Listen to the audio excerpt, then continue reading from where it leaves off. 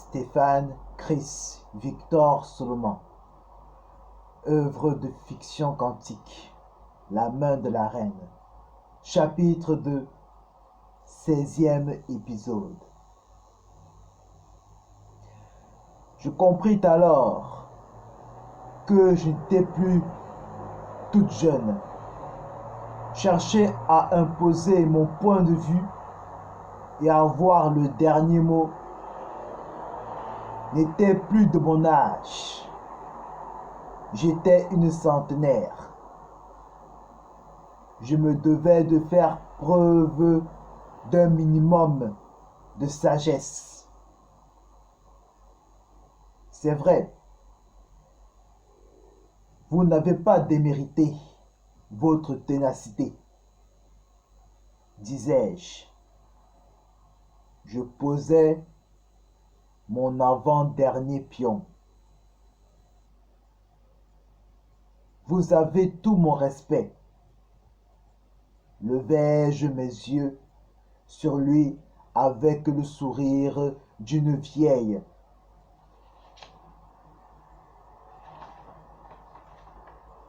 Femme hypocrite. Je me reconcentrai sur mon jeu. Alors, vous allez me dire ce que vous savez à propos de la disparition de Ruben Hardison et de la liquidation de sa société par l'Organisation mondiale du commerce.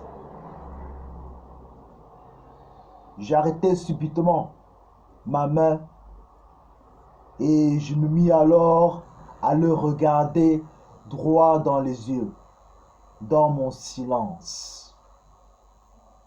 Je pouvais voir cet air déterminé dans son regard. Il était prêt à tout pour découvrir ce que je savais, jusqu'à dormir dans sa propre voiture. Ce Joshua Matthew était le genre de jeune homme qui n'avait pas froid aux yeux. Je me devais de le reconnaître.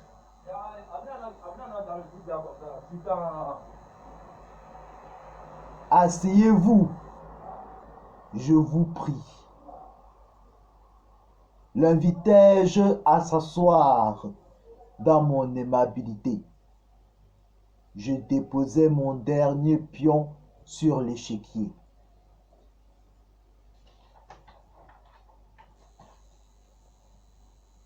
Tandis qu'il tira la chaise vers lui et prit place. Il la rapprocha de cette table dans l'attente de ma réponse. Satisfaite de cette ouverture, je laissai mes pions pour me concentrer sur mon interlocuteur. Son tempérament m'intriguait au plus haut point. Qu'est-ce qui vous pousse à aller aussi loin dans votre quête, jeune homme? Pourquoi tenez-vous à savoir ce que je sais? L'interrogeai-je. Je voulais connaître ses motivations, comprendre sa raison profonde, ce qui l'a poussé à vouloir me recontacter. Il resta silencieux face à ma question. Pour les mêmes raisons qui vous poussent à ne rien me dévoiler, dit-il. Il me répondait du tac au tac. Il garda ses intentions secrètes, comme je mettais ce que je savais à l'abri des regards.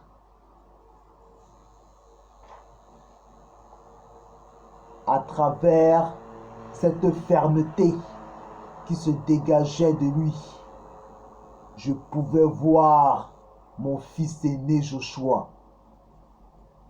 J'avais l'impression qu'il était juste là, en face de moi, assis sur cette chaise. Cet imposteur possédait la même fermeté et opiniâtreté que lui. Je sentis alors une soudaine légèreté dans mon cœur. Je ne savais pas d'où cela provenait, ni pourquoi je le ressentais à cet instant. Cela était étrange, tellement mystérieux que je commençais à sourire. Ça vous dit une partie d'échecs?